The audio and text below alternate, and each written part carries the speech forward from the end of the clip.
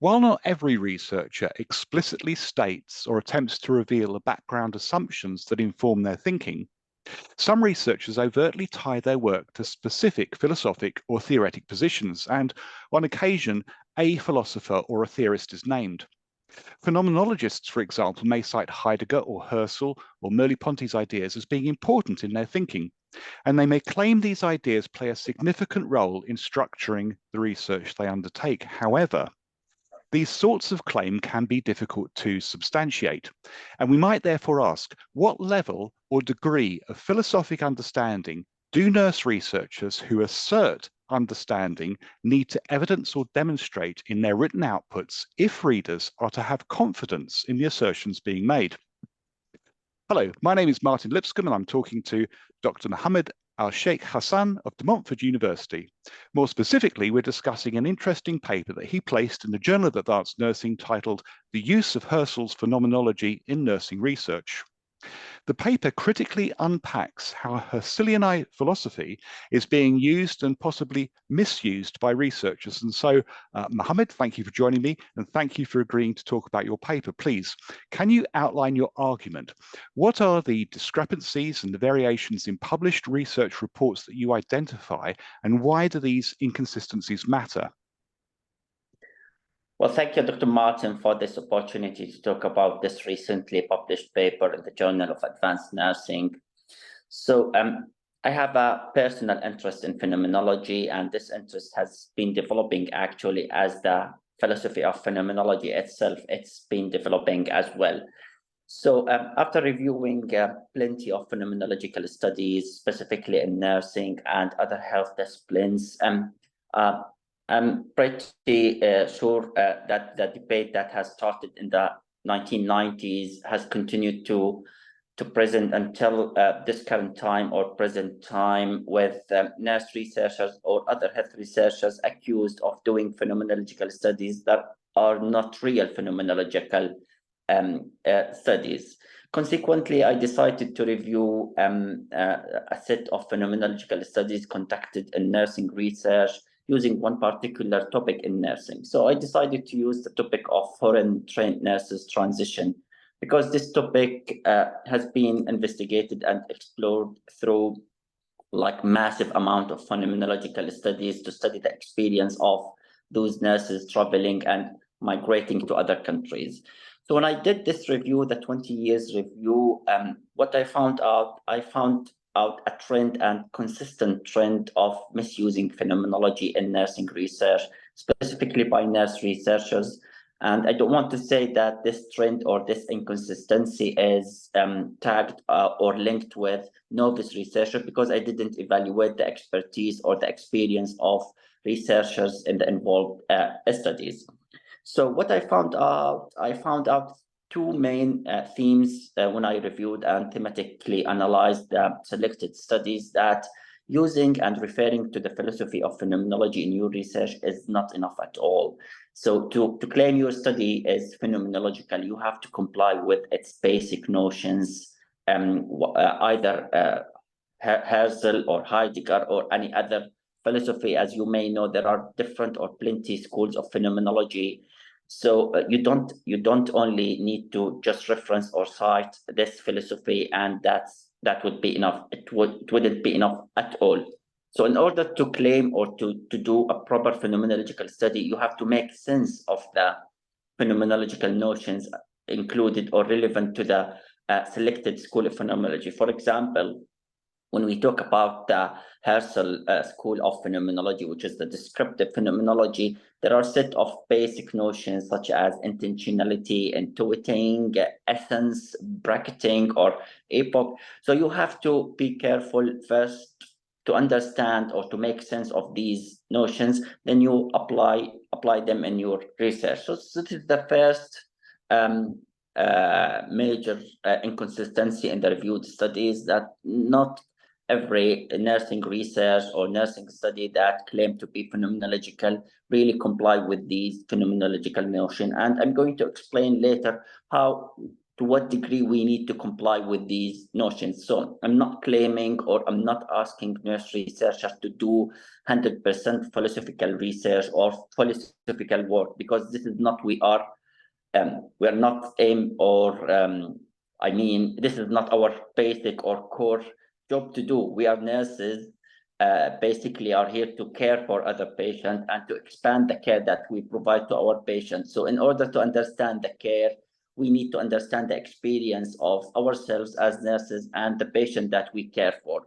So I'm not claiming at all that nurses or nurse researchers need to do 100% philosophical work, but we have to understand the philosophy behind the phenomenology.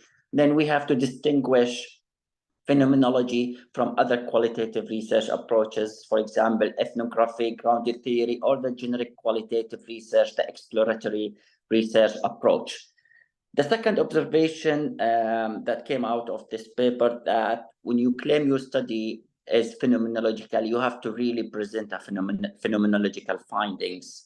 So when you read these findings, you have to recreate the experience for the readers. For example, if I'm going to read a phenomenological paper, so reading your results or findings section or chapter should like attract me or drag me into the same experience of the participants. Okay, that's why when you just write or illustrate the findings of your study, you have to make them really phenomenological. For example, you cannot say that the care of patients or the whatever you name the theme, like a flat statement that lacks any descriptive or any interpretive nature, which lacks the experience and does not represent the actual experience of participants. So what I found out that those nurse researchers just described and mentioned the findings in a very flat way that lacks the phenomenological components in the outcome. Going back to the first outcome, which is referring to the original philosophy, is not enough. For example, nurse researchers nowadays, they claim that their studies are phenomenological, either grounded by Husserl or Heidegger or someone else.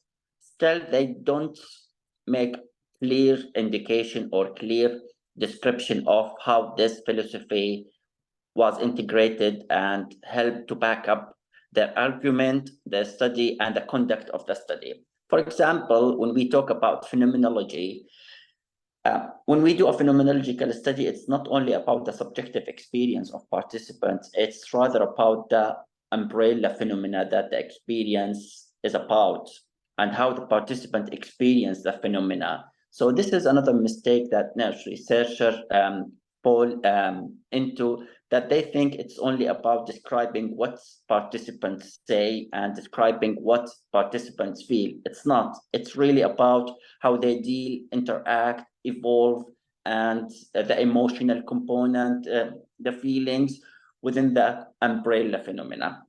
Second, when we say the essence, especially we talk about descriptive phenomenology today. So the essence is not about what I experience as a subject, is about what constitutes the phenomenon. If you can imagine this, the phenomena is constituted by several or certain building blocks. So each block constitutes one single essence. So when we describe the phenomena, we collect and we describe these integrated essences into one piece of paper or chapter or whatever, so we can illustrate the overall phenomena. Again, it's not what constitutes my subjective experience or your subjective experience as a participant.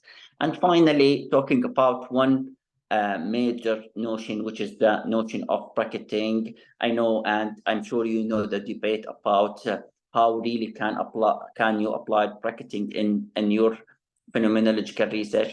There's a big debate and argument around bracketing. However, if you claim your study is grounded or underpinned by Husserl, you have to do the basic or the minimum compliance with its major component or major notion of bracketing. So you don't only need to imply that bracketing was applied, but you have to tell us how this bracketing was really applied. You need to mention the steps, the procedures, how this was integrated into your research, incorporating your role as a researcher, the atmosphere, the environment, the participants. So you have to create this us. And again, phenomenology is about the experience. If we don't get this experience as readers, no need to claim your study is phenomenological. So this is the answer for your question about the paper and how the idea of this paper came out. That's really, really interesting. Thank you. Mohammed, your work adds to an important set of papers in the nursing literature, papers that matter, but which perhaps are or under-acknowledged by the very researchers who ought to engage with them. Your paper also raises many questions. However, let me just ask you, while you suggest nurse researchers who lack philosophic expertise should use less complex qualitative designs and approaches to structure their work, where this sensible advice is rejected, how might nurse researchers access and imbibe the very specialist education that would be needed to meaningfully use, for example, Husserlian ideas in their work? I mean, is this feasible? Maybe this is an unfair question. Perhaps it runs ahead of where you are in your thinking. Nonetheless, have you an opinion? Well, thank you for this. Just to be honest, this is a quite difficult question and complex question to be answered because, I've been doing phenomenology only for the last 6 years and never done phenomenology before. But I think other people can answer this question, such as Paley or Zahavi or so these are the people that can answer the question. But let me give you my opinion, Martin, about this topic. So in this paper, I didn't want to be radical, such as Paley. Paley said that nurses should never do any type of descriptive phenomenology or hazard phenomenology. Well, I suggested that they can do this, but they have to prepare themselves to do this type of studies. So what I mean by this preparation, in order to do phenomenology, you have to understand the philosophy behind the approach. So going back to the philosophy, Husserl himself, he never intended to do this as a research method or as a research approach. And you agree with me with this one. So I don't mean that taking the exact same philosophy and apply this philosophy in nursing. I don't mean this at all. But what I mean, just to understand these notions, prepare yourself how to apply and make sense of these basic notions into your research, so you can really do proper phenomenological studies. Otherwise, if you don't do such preparations or philosophical preparations, you have other alternatives in qualitative research, much straightforward options, such as the generic qualitative, exploratory qualitative approaches. You can still study the experience, but you don't need to jump into this tricky area of qualitative research, especially due to the debate and this phenomenological debate and how nurses misuse the phenomenological approaches in nursing, especially in North America. The literature, nurses are really changing the face of phenomenology, and they're doing completely different phenomenology than the traditional phenomenology. So my claim here that you can still use phenomenology. Nurses are welcome. We need more phenomenological studies, and it has been really phenomenal to do phenomenological studies in nursing. However, what I suggest and why urge nurses to do more preparations, to more making sense of the basic notions of the selected school of phenomenology, so they can apply them properly, which will be reflected on the outcome, the quality of their research. So this can contribute further to the nursing knowledge and to the outcome of patients or nurses staff involved in these studies.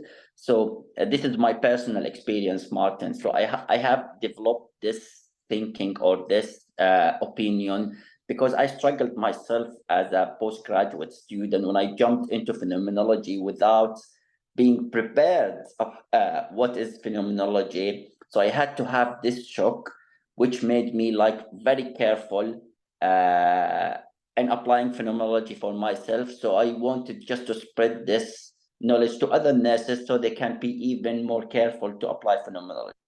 So I'm sharing my personal experience with others, hoping that more phenomenological studies conducted properly in nursing are increasing in the literature as well. Once again, Mohammed, that was really interesting. Thank you yet again for joining me today. And for those who want to inquire further, links to Mohammed's work and the paper discussed are lodged in the note. Mohammed, it's been a pleasure. Thank you very much, and cheerio. Thank you so much.